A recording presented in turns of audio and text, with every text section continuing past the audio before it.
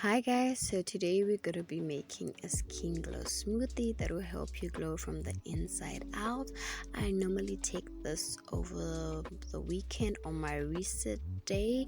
You're going to need 2 oranges, ginger and 3 carrots. Chop your carrots up, place them in a bowl like so. Clean your orange, peel it off, remove the seeds, chop it up, place them in the same bowl, and do the same for your ginger. And then just get all the ingredients in the bowl and place them in your blender. Add a glass of water to the mix and just blend everything together.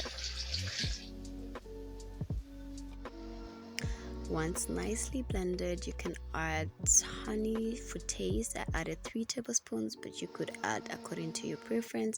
Blend that again, and voila, you have your skin glow smoothie.